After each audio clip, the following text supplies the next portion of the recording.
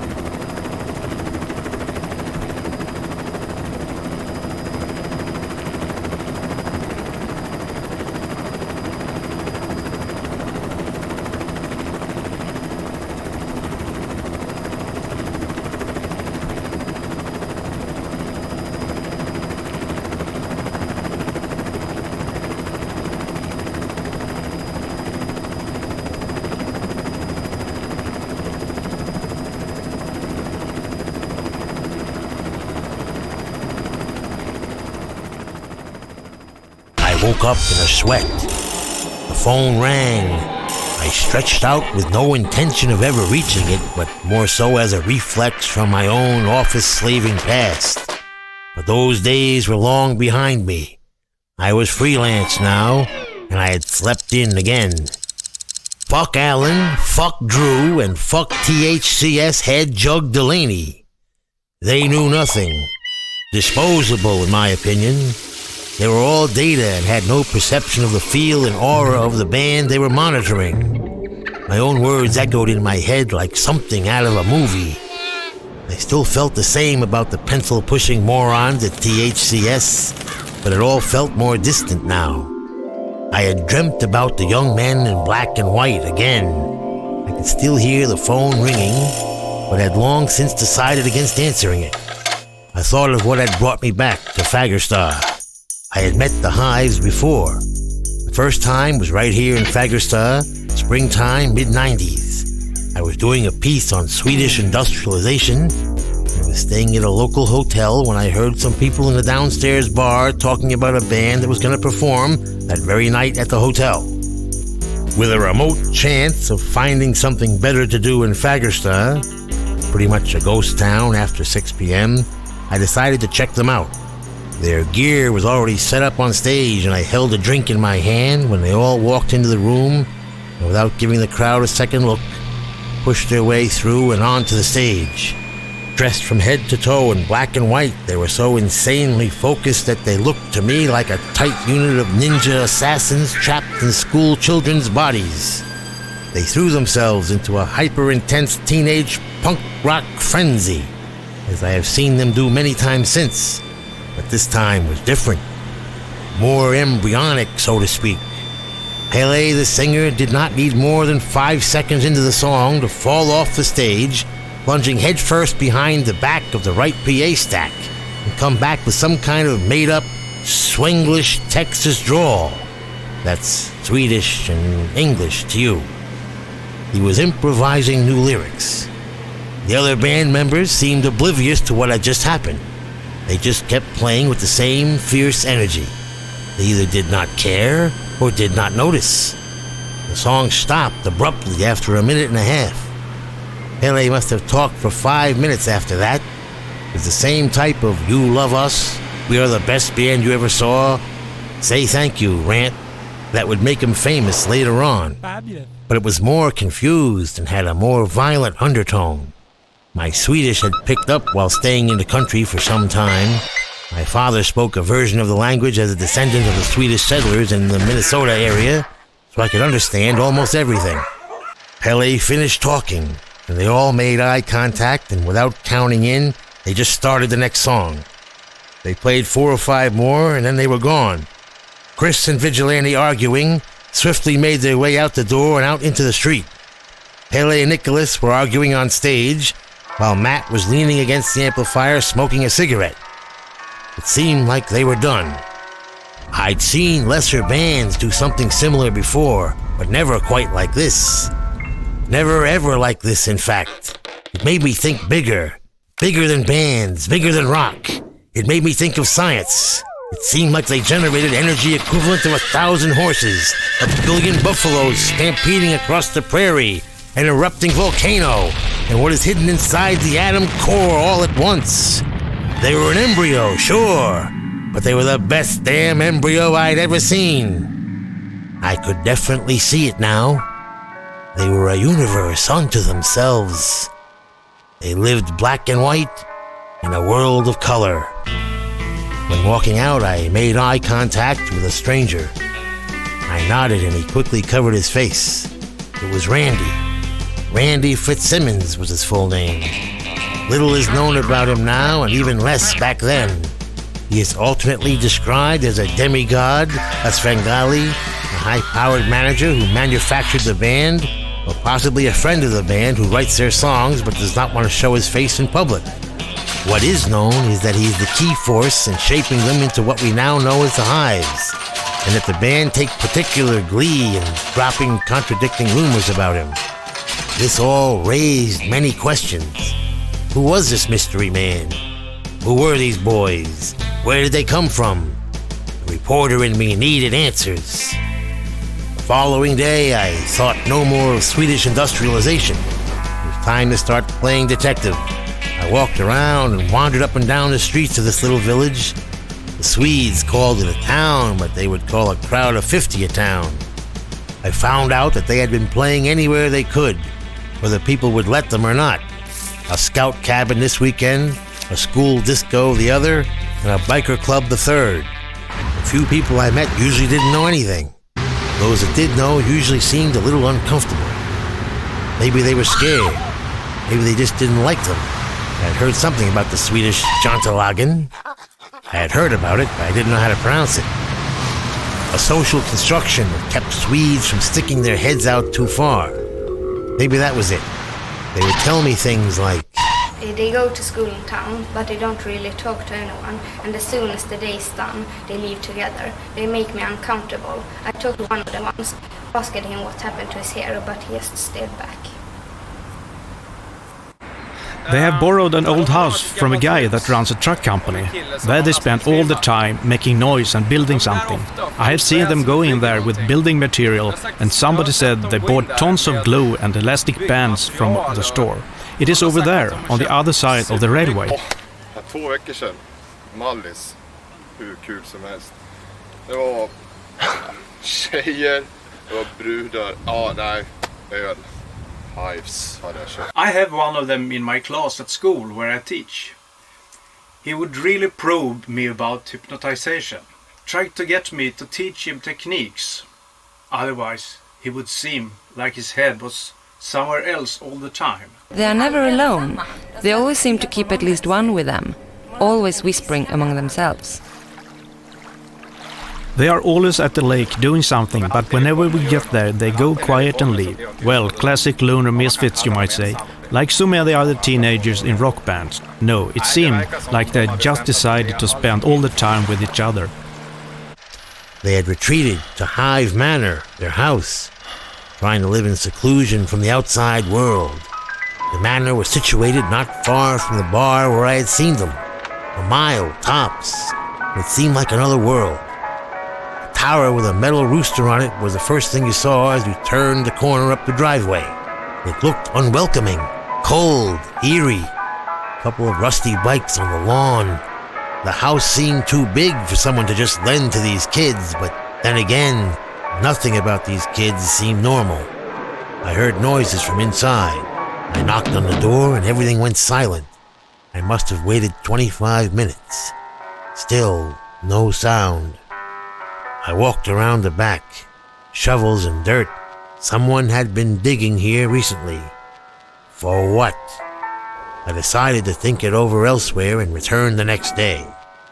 The next day, my friendly knock turned into desperate pounding after something like a 3-hour wait. Still no fucking luck. Now the bands I mentioned before, lesser bands, bad, whatever, they all had something in common. They craved attention. This one did not. Didn't they care? No, that's not it. The onstage action screamed, "Watch me!" They somehow knew that attention from my ilk was pointless before they were ready.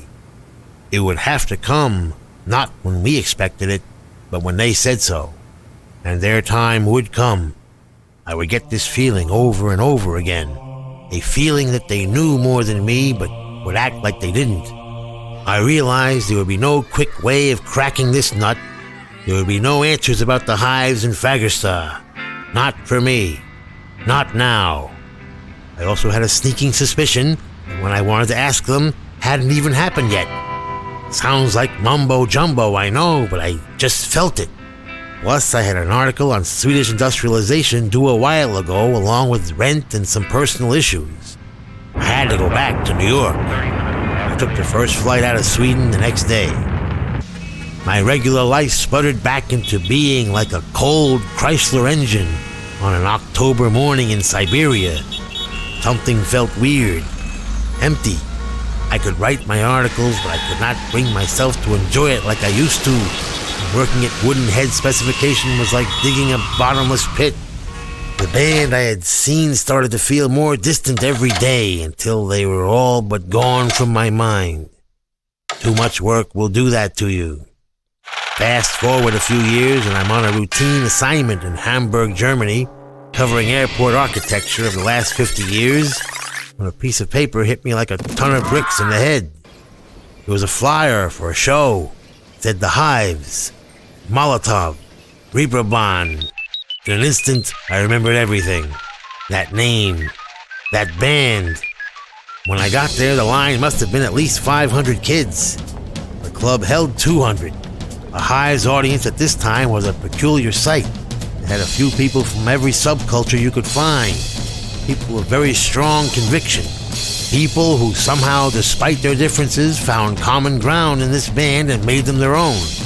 Punks, Rastas, mods, goths, hard rockers, hip-hoppers, rockabillys. There was no way you could miss the name of the band this time. If you were blind, Pele kept yelling it between every song. And if you were deaf, there was a big sign of light bulbs spelling it out behind them. The show was basically what I had seen before. More focused, louder, sure, but it still hit me like a lightning bolt.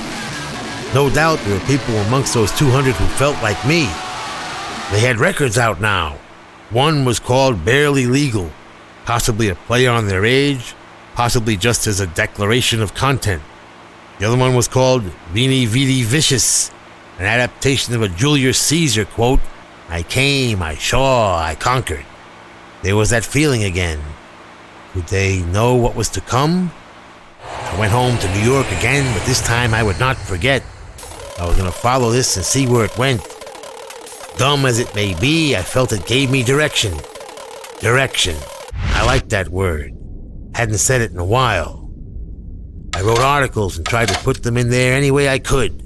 I also studied them in my spare time and read everything I could get my hands on about them. I listened to the records.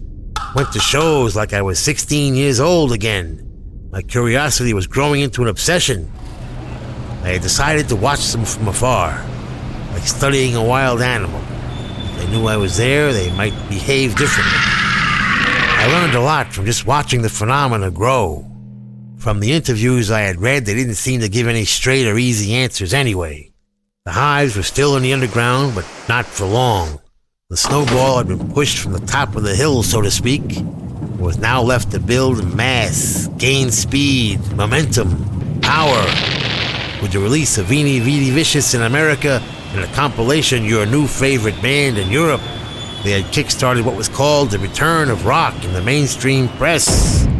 I was bemused. They did another lap around the globe, and this time everybody noticed. They were everywhere. The boys were in the hot seat now. They met everybody, and everybody met them. Me? Maybe I was starting to feel a bit uncomfortable with all the exposure and love coming in from all directions. I felt the Hives were my band, and damn it, I didn't share. I wasn't the only reporter on the trail now. Did they survive media's cute little game of loving and leaving? Who knew? In the middle of all this, the Hives declared they would disappear from the limelight until they had finished another record. They couldn't have done a better job if the earth swallowed them. Like they were trying to melt the snowball effect. I started looking for them and writing articles on what I found for the print, a free magazine. Well, the months passed. I began to fear they'd relented, fallen back, dived into the trenches, reached for the white flag.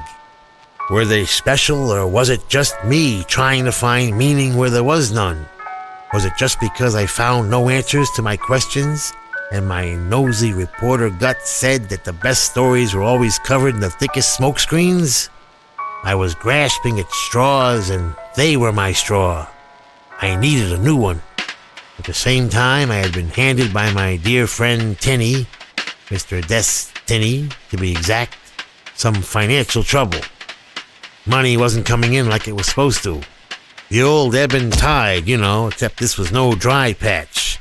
This was the Sahara Desert. I was evicted from my apartment, lost hope in the Western world and the world as a whole, in fact.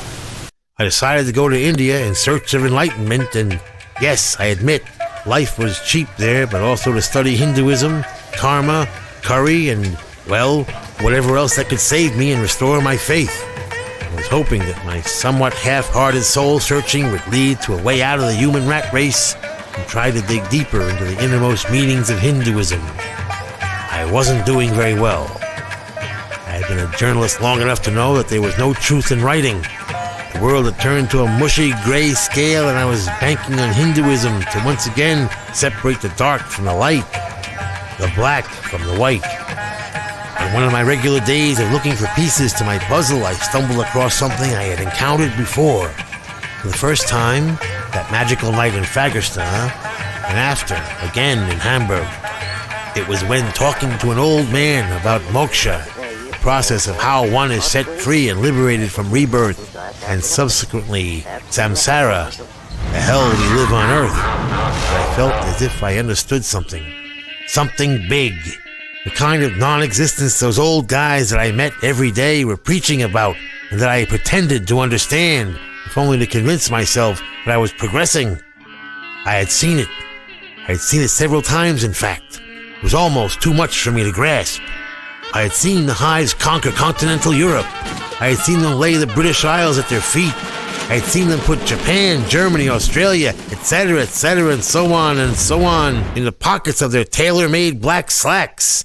I had seen them steal the whole North American continent in a record time of 3 magic weeks, riding something as fickle as a hit single.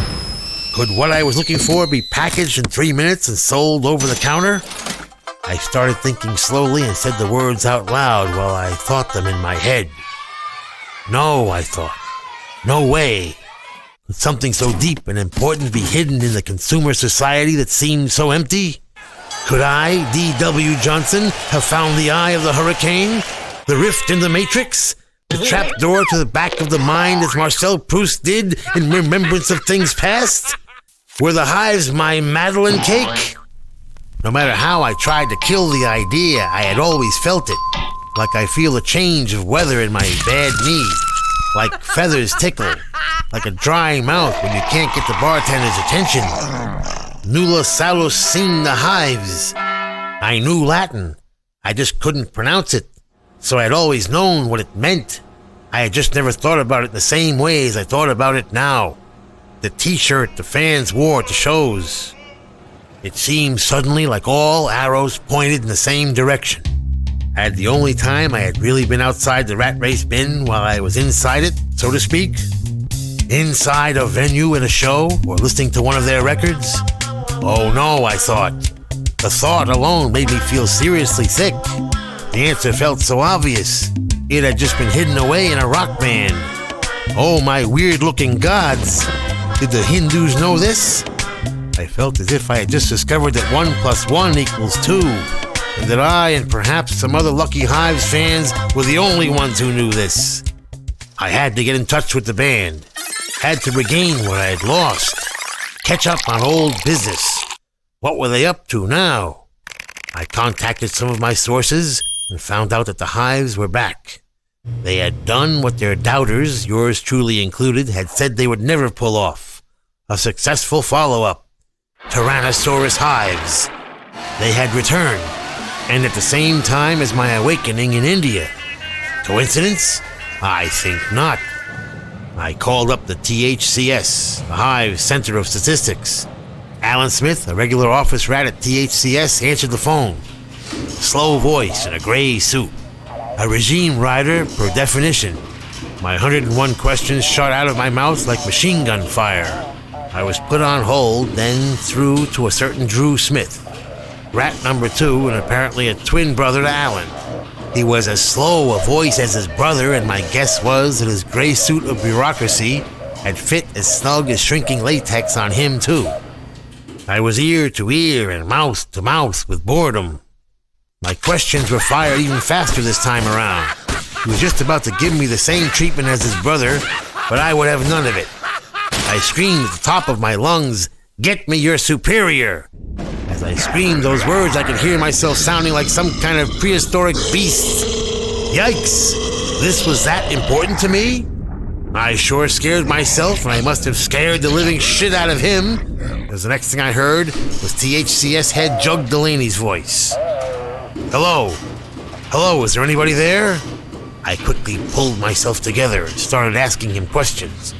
He ducked and dived like a politician. Fuck you, Jug. I just let go of the receiver and left Jug hanging while I let my face rest in my hands for a second. Nothing.